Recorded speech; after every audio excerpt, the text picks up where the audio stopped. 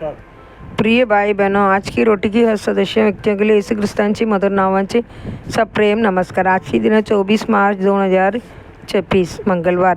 प्रेम दीर्घ सहनशील असते. प्रेम दीर्घ सहनशील असते आणि दयाळू असते. पहिली कोरिंथियर 13 अध्याय वचन 4 या उतार्यात प्रेषित पौल प्रेमाचे गुण सांगतो आणि प्रेमाचे 15 सुंदर वैशिष्ट्यांचे वर्णन करतो.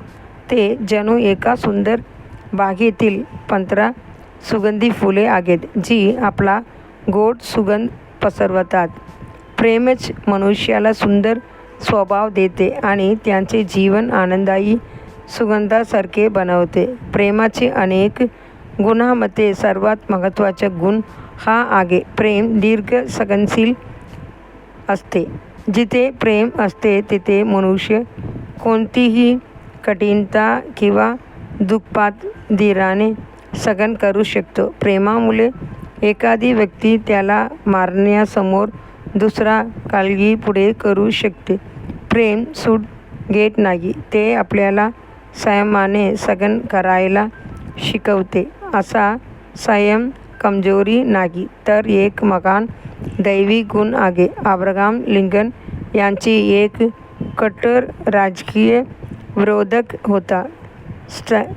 स्टॅन्टन सार्वजनिकपणे लिंकनची थट्टा करायचा. त्याने कलाचा दर्जा विनोदी कलाकार म्हटले आणि अगदी त्यांची तुलना माकडाशी केली.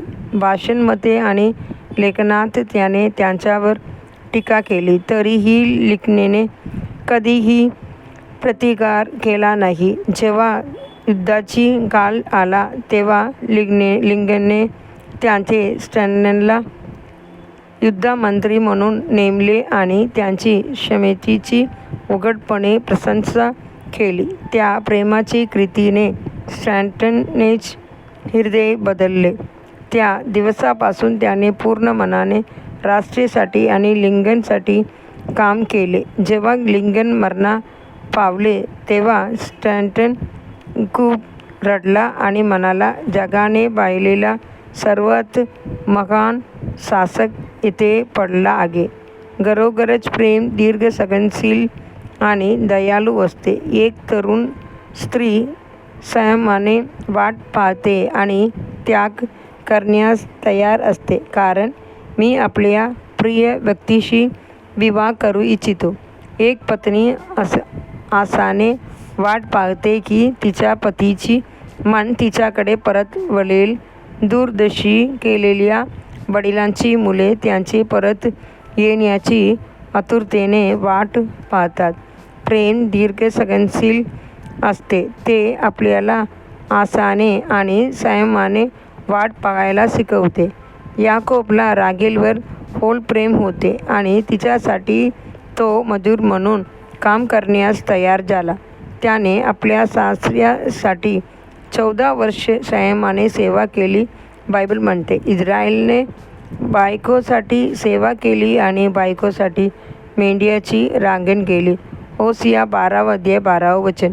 त्याचप्रमाणे प्रभू आपल्यावर प्रेम करतो आणि आपल्या पक्षाची मोठ्या संयमाने वाट पाहतो. ज्याने आपल्यासाठी आपले जीवन दिले तो कारण दाखवणार नाही काय? ज्याने आपल्यासाठी आपले रक्त सांडले तो आपल्यावर प्रेम करणार नाही काय? देवाची लेकरांनो, आपणही आपल्या प्रभूची तीच नम्रता आणि प्रेम वारसा म्हणून हेवू नये काय? अधिक चिंतनासाठी वचन.